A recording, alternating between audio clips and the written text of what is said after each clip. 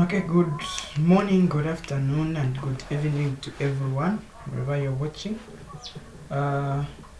In this lesson, I want to talk about set theory, specifically for MA110. This is basically MA110. Obviously, those in the School of Mathematics and Natural Sciences, and those in the School of Mines and Mineral Sciences. At the same time, also to those in the School of Natural Resources. So there is a course MA110 which everyone takes there. So I want us to break down the concept of set theory. So set theory basically is not that something which is very much complicated. So we're able to understand, I'm sure sets, the concept of set is not something which is very new to us. In all our grades, I think we've been talking about sets through from grade 1. Sets. So let's talk about what sets are. So it's not something complicated, as you know. We'll basically break it down on what we really need to focus on, especially when it comes to MA110. So I'll start from the definition of a set. What is a set? That's where we'll start from. So once understanding what a set is, we'll basically break it down from what a set is to everything. So in grade 1, we said that a set is just basically what? A collection of various objects. So in this case, I would simply say that a set is a collection of well-defined objects. A collection of well-defined objects, and these objects are simply called elements.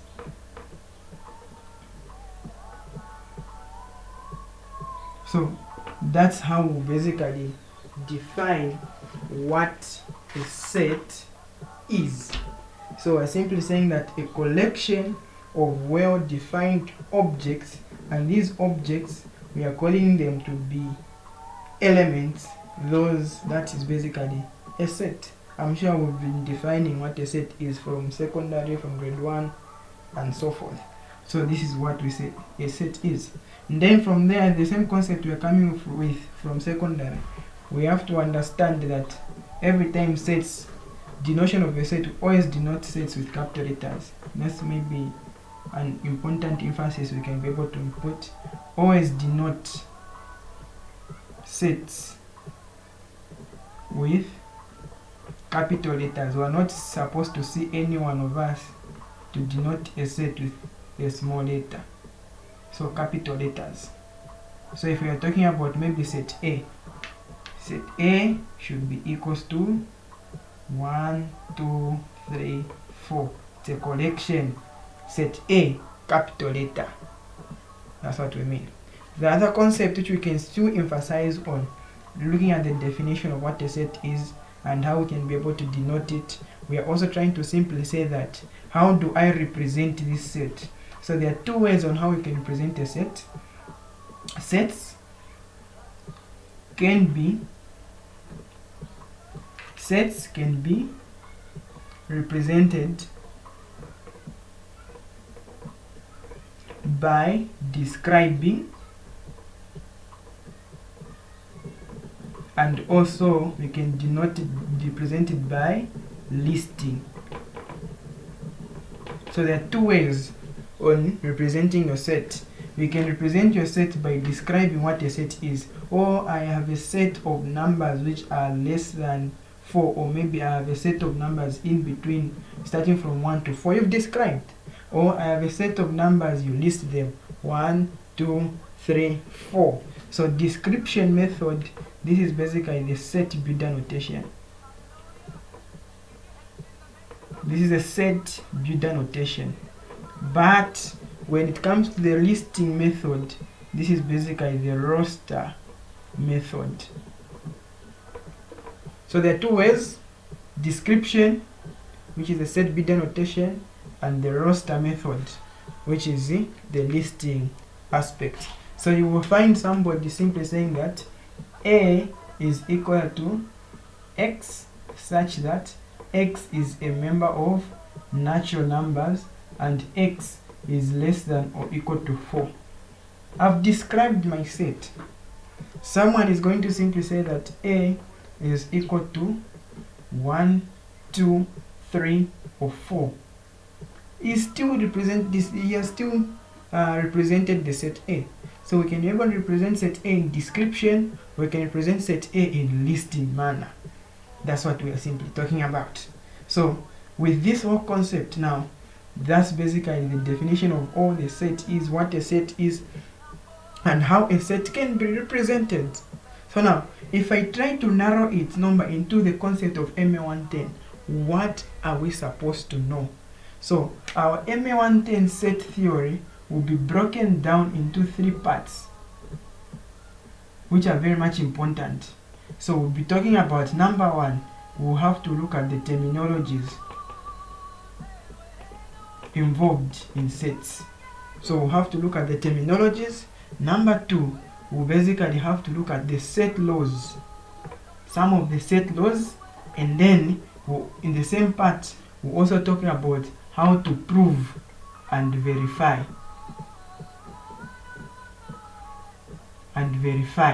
that those laws maybe can be equal, or maybe those laws are indeed true. So we'll look at some of the set laws and how to prove the same laws and how to verify them. And the last concept we'll look at is basically the concept of sets of numbers.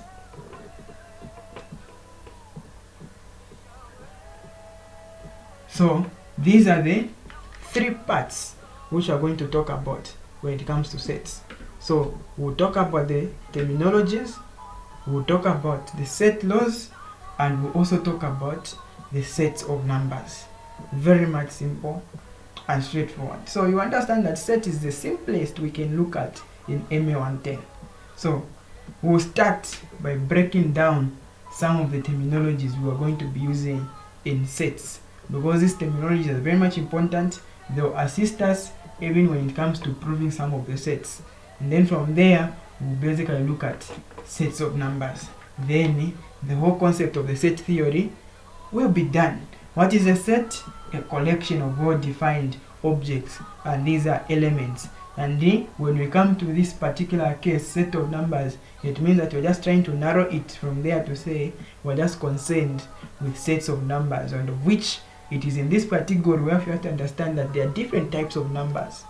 We'll break those numbers down so that we can be able to understand some of the symbols even used. We are okay? Let's dive in and look at the terminologies.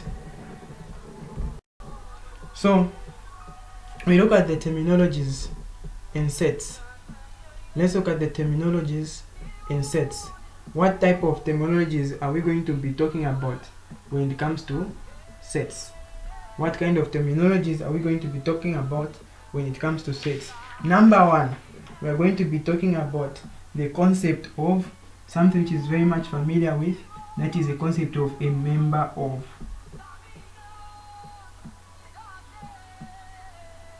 Symbol for a member of, something of this nature.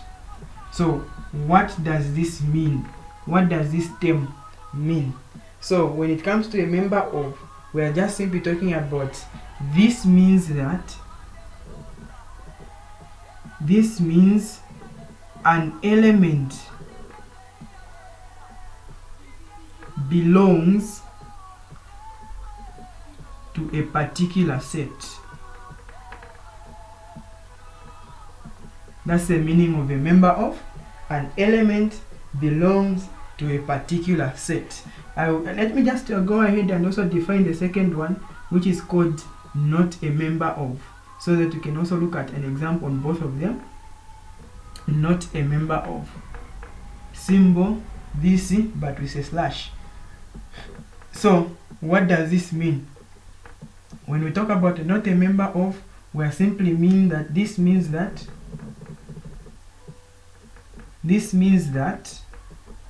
an element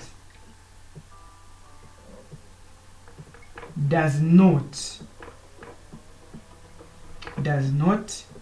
belong to a particular set. So these are the two first important terms we are going to look at.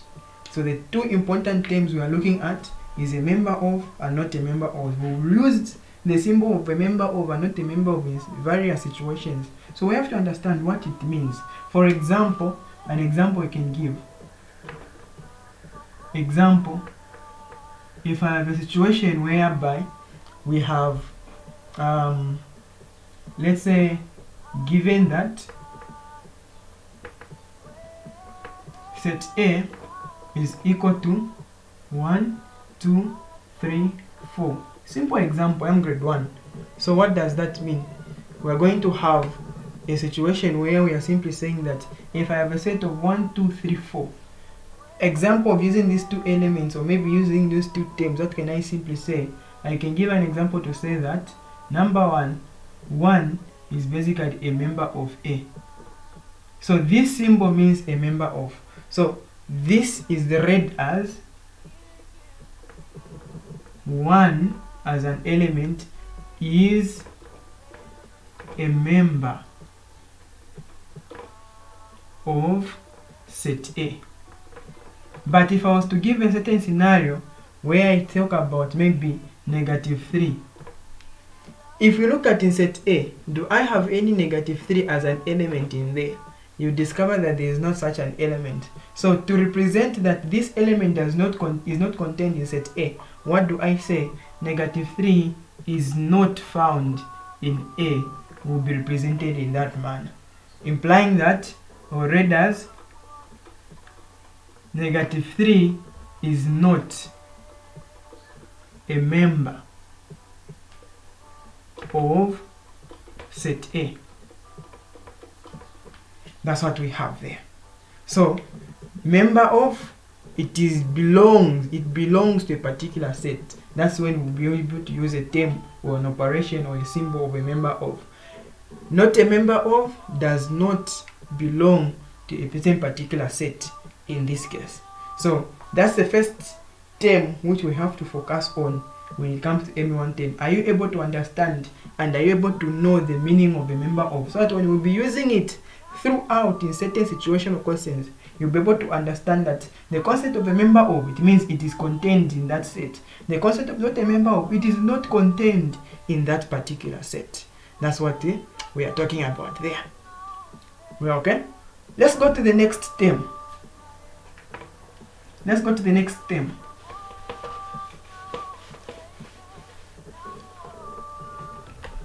So, what is the next term which we are going to talk about now? Is the concept of subsets. Subsets. I'm sure it's not our first time hearing the word subset.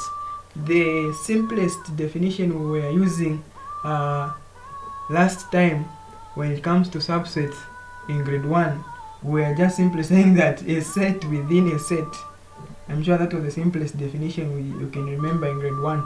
A set within a set, or a set formed from another set. That's a subset. So how are we going to define a subset in this stage? We're going to simply say that A is said to be a subset of B if and only if every element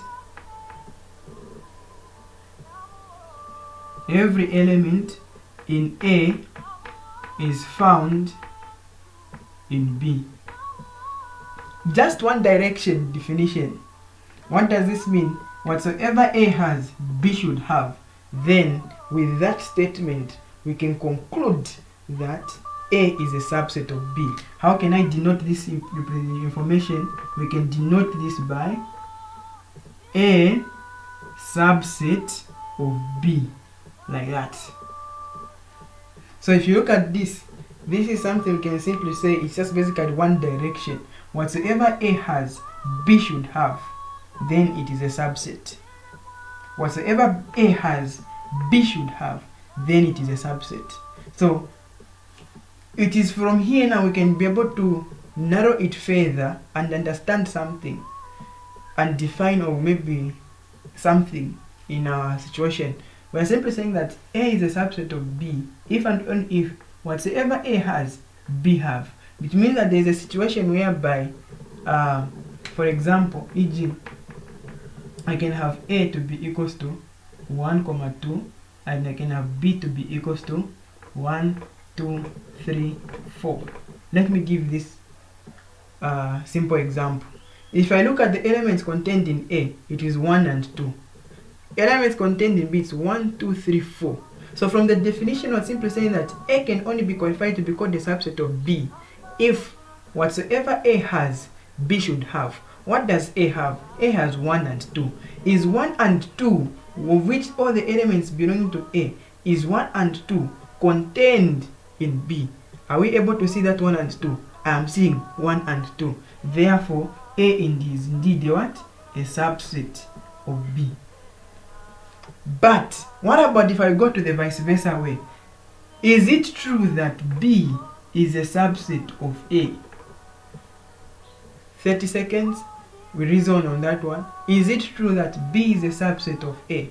You will discover that that is not true, because the definition of a subset says that whatsoever B has, A should have for B to be qualified to be a subset.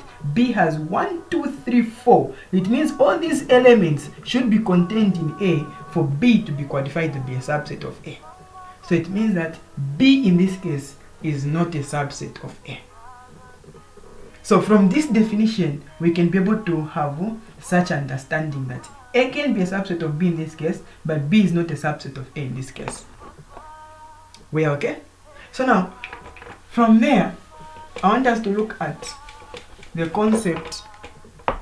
Just from here, I want us to look at a certain scenario where we can talk about a certain theorem to say that, note, this one we can treat it as if A is a subset of B and B is a subset of A.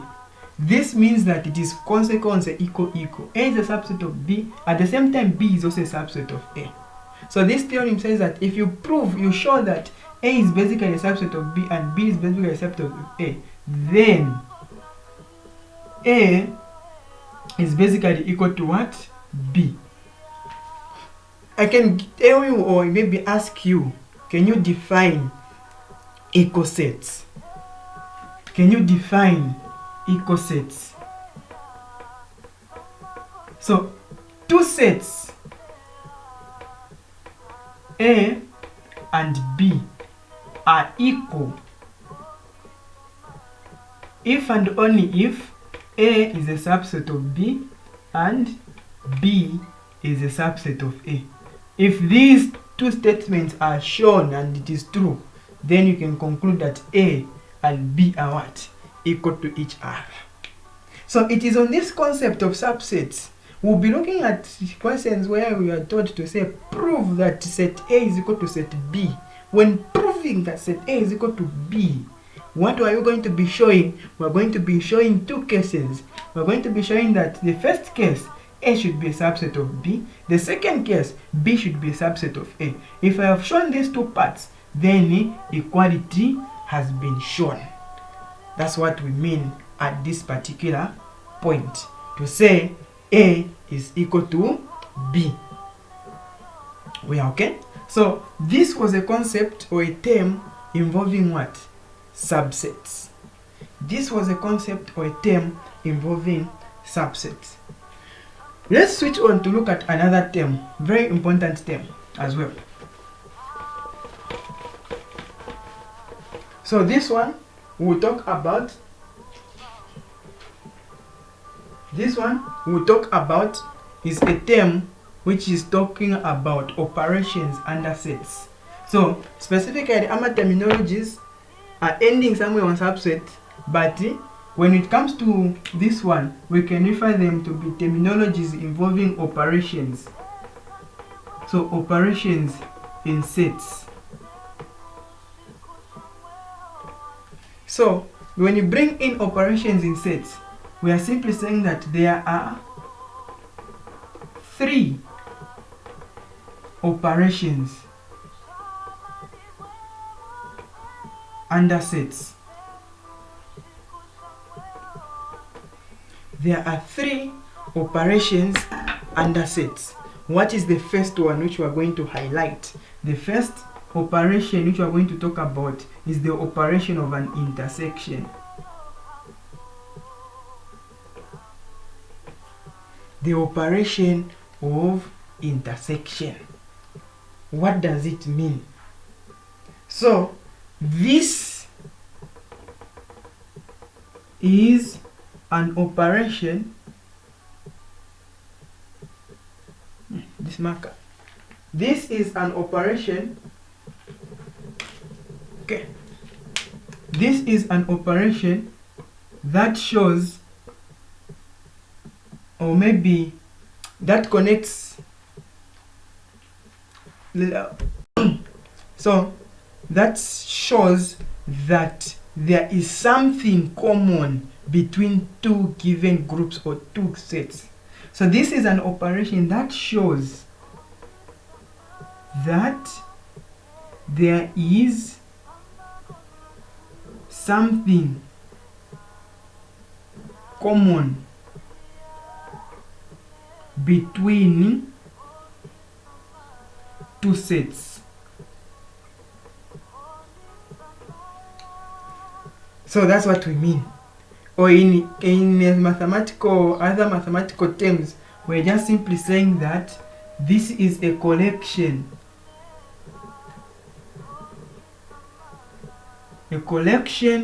of elements belonging to A and B. The concept is what? And. So and in most mathematical constants in this case shows that whatever I'm picking is found in A and is found in B. It means it's something which is a common item. Common item. So even as we are defining an intersection, you look at it that and operation always goes with the wording of what? Intersection always goes with the word of what? And. Intersection will always go with the word of what? And. So that is why we even have a set breeder notation as A intersecting with B. That's the definition for intersection, to be equal to X, such that X is a member of A and X is a member of B. That's an operation for intersection. X is a member of A and X is a member of B. Intersection. So sometimes you will find, if you go to those schools where they will start asking situational questions like, no, find the number of students who took coffee and tea, you will not to say I'm looking for the common people who are taking both coffee and tea. So the first operation here we are talking about is the operation of an intersection, where we are simply saying that a collection of elements belonging to A and belonging to B. They belong to A and belong to B. It means we are concerned with common items between 2 sets.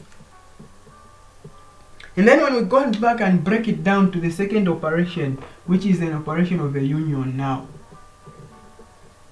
This is the second operation.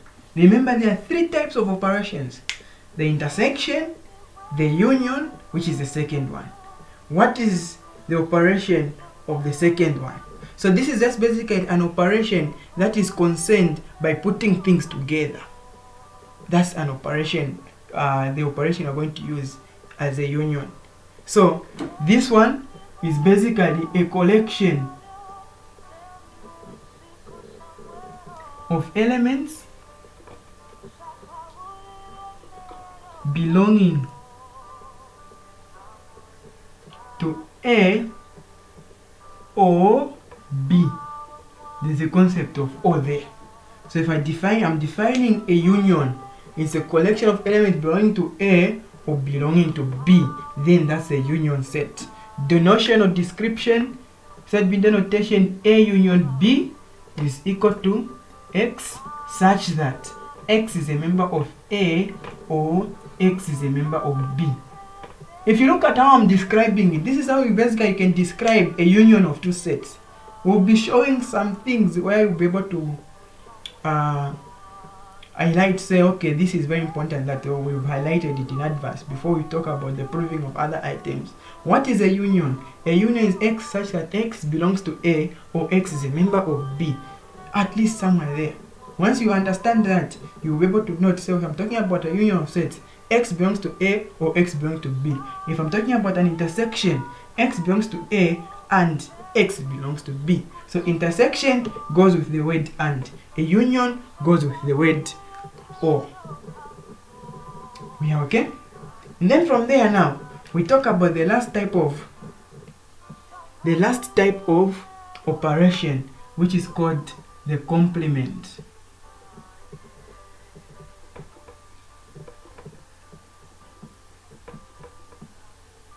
The complement. What is the complement as an operation? What is the complement? So, in simple terms of a complement, how can I define a complement? We're simply saying that the complement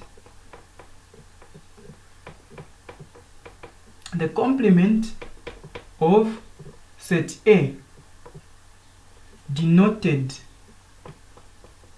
by a complement like this, is a collection of elements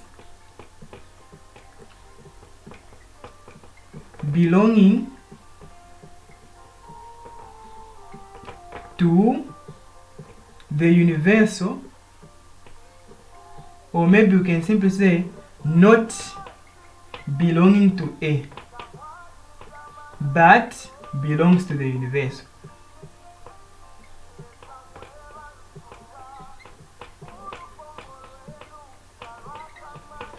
That's what we mean. So we're talking about the complement of set A is just basically a collection of elements which does not belong to A but belongs to the universal set. So I'm sure when we talk about a complement, obviously we know that it's something which is not contained in A. A complement means something not contained in A.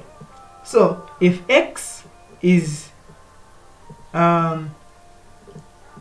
in the member of a co-complement, we are listing something which is outside A, as simple as that. But when you look at the outside of A, what is that outside of A? Obviously, we're still talking about the universe, the universal set. What is the universal set? The universal set is basically a collection of all the desired sets, all the sets being studied at that particular time. That's what we are talking about as sets. So these are the three types of operations. But when you look at this complement set, or the operation of complement, it is the one which has a baby, which we are going to be the relative complement.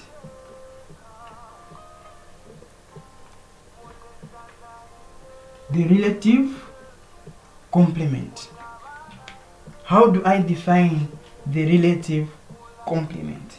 So this one was simply saying that the relative complement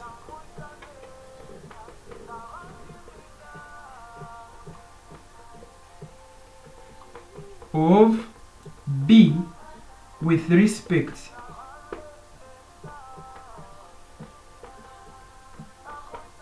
to A is a collection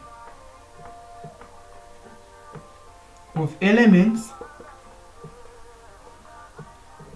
not in B but in A. So now if I relate a complement set and the relative complement, for a complement set, we're just simply saying a complement, anything which does not belong to A. It means from the set beta notation, we're talking about X such that X is not found in A, but the same X is found in the universal. That's what we mean by a complement. The relative complement, the denotation is A/B. A/B is the relative complement. Others would denote it as A minus B is the relative complement. Others would denote it by A intersection B complement.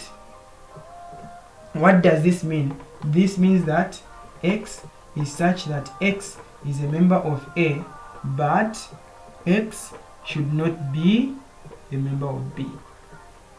There are those notes. We've already explained all these concepts in the notes, but we're just trying to highlight in a verbal description. So this is what we mean by a complement of a set. So we're saying that when it comes to set theory in MA110, the first aspect you have to understand are the terminologies. The words involved are all these, which we have to understand. And then from there, what are we going to do? We have to look at the set laws. We have to break down the set laws. Some of the set laws which we have to understand so that we can now start proving the laws. So these are the terminologies. Now let's go to the set laws. Now let's dive in as we talk about the set laws. Let's dive in as we now talk about the set laws. What are some of the set laws which we have to understand? What are some of the set laws which we have to understand? So under the set laws here we have that let A, B, and C be sets. Let A, B, and C be sets. Then the following is true.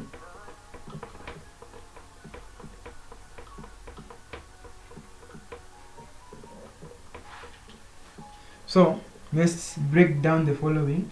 Number one, we are being told that if I have a situation where I have a complement, outside again I have a complement.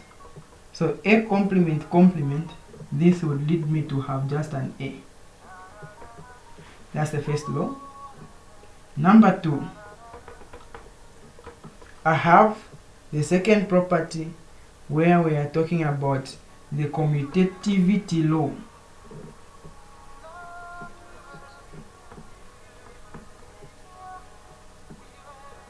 So commutative, what are we simply talking about?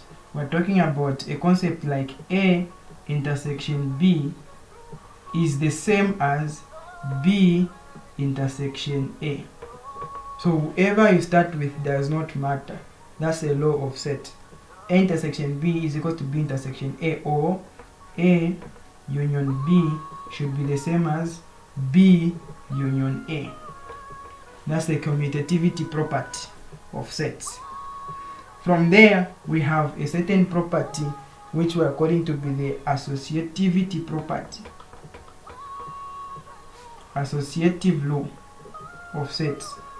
Associativity law or property, where we are simply saying that if I have a situation where I have A union B union C, this is the same as, so someone would start with handling with this in brackets first, the answer union with C, and someone is going to start by simply saying that from A union B union C, I start with first of all handling this, we will still yield a same answer.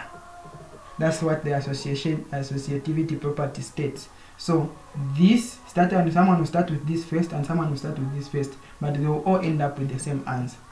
Or when you talk about an intersection, A intersection B intersection C, someone will start with this and someone is going to start with that. They are all talking about the same thing. So that's the associativity property. The next property we're going to talk about is the distributive property.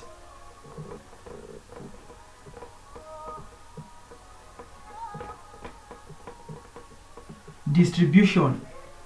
If you look at this one, if you have you're good at factorizing and expansion, you shouldn't have challenges with this one. This is just basically the distributive law of sets, where we are simply saying that if I have A intersection B union C, we'll distribute this throughout, and then it's going to come out as A intersection B. I'm sure the distribution, when we talk about numbers, it's this times everything, isn't it? So we're talking about A intersection B and A intersection C. A intersection C this side. In between it is this symbol, a union. Or if I had A union B intersection C, still the distribution will happen A union B, A union C. In between there is an intersection. That's the distributive property of what? Of sets. The same is happening when I have A slash B union C. I'm sure we understand where the slash is coming from. We talked about defining the relative complement. So if you see a slash, obviously we're talking about what? The definition of what? The relative complement. So A slash B union C, I'm sure we can still we'll look at it this one later on, but one of the laws which you have to understand that this will just lead us to A slash B intersecting with A slash C. That's what we are going to have from there. And then the same is happening even if it was saying A slash B intersection C. This will lead to A slash B. The intersection changes to a union A slash C. If you look at this is too obvious. It is still under the distributive law, but obviously there's also a combination of another property for us to have this. I'm sure we can look at it later on. And then the other properties which we have to look at, this is 4, 5, 6. The other properties which you have to be familiar with are as follows, where we are talking about several of them. For the fact that we know set A, if I say A intersecting empty set, what am I going to have? Empty set means what? Nothing. So A intersection empty set, obviously there's nothing in common. You have situations like A intersecting the universal. What am I going to have? The A. You have situations where we are talking about A union what? Empty set. What am I going to have? It's the A. You have situations where we are talking about A union the universal. What am I going to have? The universal being formed somewhere there.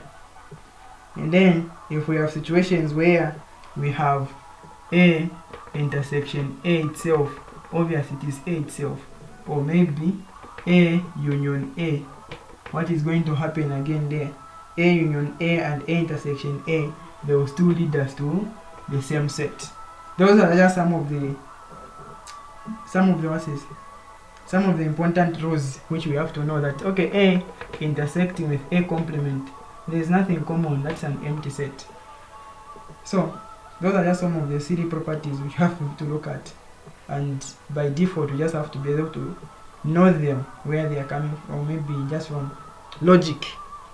Then from all this we have the final law, which we are calling to be the De Morgan's property.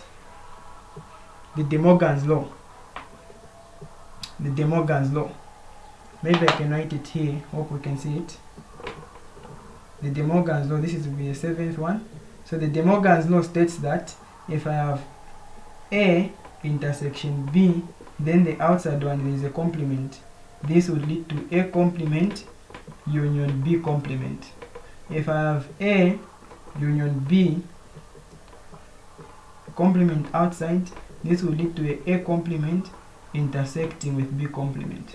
So what is happening here? The complement is distributed throughout. If the complement is distributed throughout, we have A complement, intersection complement will change to a union, and B complement in that manner. A complement, union complement will change to intersection, and then B complement. So these are the properties and the laws of sets we have to know. So what are you supposed to know in these laws? Basically, at least you have to know to prove something. Number one, know how to prove this one. A complement is equals to A. At least know how to prove this one. The other ones, at least know how to prove the De Morgan's properties. Two important laws which you have to know how to prove. A complement and the De Morgan's properties. You have to know how to prove them. Now the question is, how do I prove the De Morgan's laws, or how do I prove the independent sets? Or maybe how do we prove any kind of sets that they are equal? Because here we're talking about equality. So how is this equal to that? We need to prove. How is this equal to that? We need to prove. How is this equal to that? Is equal to that, and so forth. So proving, we know how to prove. We've already defined when two sets can be equal. So we use that concept in proving all these kind of laws together. We are okay? So let's now go to the concept of proving. So we are now looking at proving sets. Let's look at the question which says that follows. Prove that A complement is equal to A. Want to prove that? Prove that A complement is equal to A. So how do I prove something like that? How do I prove such a set? So we're talking about proving sets. We are proving that these two sets are what? Equal to each other. Solutions.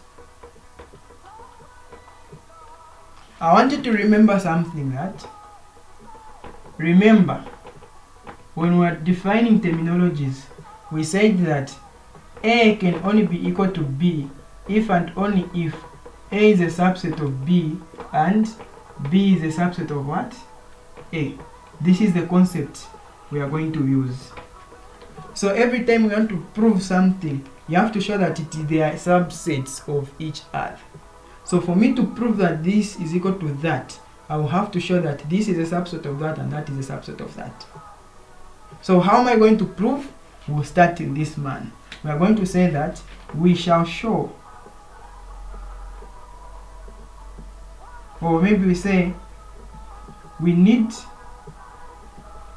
to show that number one, A complement is indeed a subset of A. Number two, we also need to show the right direction to say A is a subset of A complement. If these two are shown, then we can basically go ahead and conclude that this is equal to that. If you failed to show this, you can conclude and prove that these two are equal. So this is the way you are going to show that, or you are going to prove that this is equal to that, by showing these two statements that they are true. So we need to show that A complement is a subset of A, and A complement is A is a subset of A complement. So we start now showing the first one. The first one was showing that what? It is a subset of A. How did we talk? What did we talk about subsets? We said that for subsets, A is a subset of A if every element in A is in B. This is what we said. So we use the same idea. Remember, that is why we defined all those objects. All those terminologies, because we are using them. So the only way I can show that this is a subset of that, by showing that every element contained in there is also found in A. So I'm going to use an element which are contained in there that they are also found in what? In A. We're going to use arbitrary element X. So we're going to say let X be a member of A complement. So we are letting for all, or maybe we can even emphasize.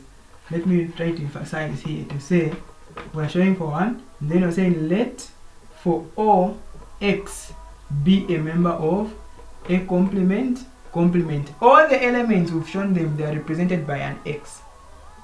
So if x is a member of a complement, obviously this is a complement set of this, the complement of this. So if x belongs to the complement, it can't belong to the inside part.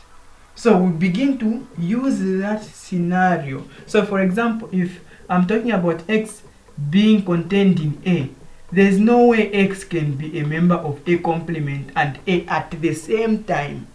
So it can only be there, it can only be in one particular set. If it is in A, it can be in the complement. If it is in the complement, it can't be in A. So if x is in A, it can't be in the complement. That's the idea we are using. So if x is in the complement of the complement, this implies that x is not in what? The single complement. Because it is not, it is in what? In the complement. So if it is not the complement, if x is not in the complement, this implies that x belongs to what? To A. As simple as that. So x belongs to the A complement. If it belongs to the A complement, it means it does not belong to the single complement. If it does not belong to the single complement, it means x belongs to what? The A complement. I have reached my destination. The goal was to show that whatsoever belongs here also belongs to A. I've discovered that my A also belongs to what? My x also belongs to what? To A. It means that my first statement has been shown. So you can simply conclude here that therefore A complement is a subset of A. You've only shown one direction here. You can't conclude that they are equal to each other because it is just one direction you've shown. They should be equal if both directions have been shown. What if it is just a subset on the other side, but the other side is not a subset of the other? So we've shown one direction. Let's look at the second showing. So the second showing there, I'm going to let number 2. We're going to simply say that showing for a subset of that, we're going to let for all x be a member of A. This time around, my element x belongs to A. We have to show that whatsoever A has, even A complement, has that same thing. So if x belongs to A, obviously this implies that my x can never belong to the complement. So if x cannot belong to the complement, this implies that my x can now belong to the complement of the complement. I've reached the final destination. Therefore, this shows that A is indeed a subset of A complement. We've shown the second statement. So what do you conclude now? Hence, since A complement is a subset of A, and A is also a subset of A complement, therefore A complement is equal to what? Is equal to A. As simple as that. Without thinking about sweet things.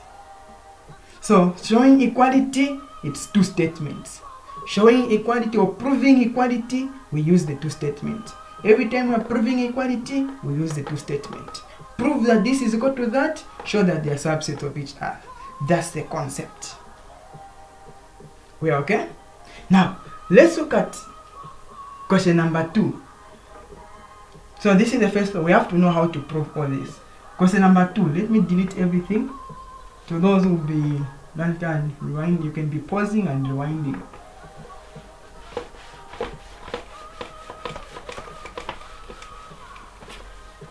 So question number 2, I'm going to say that prove that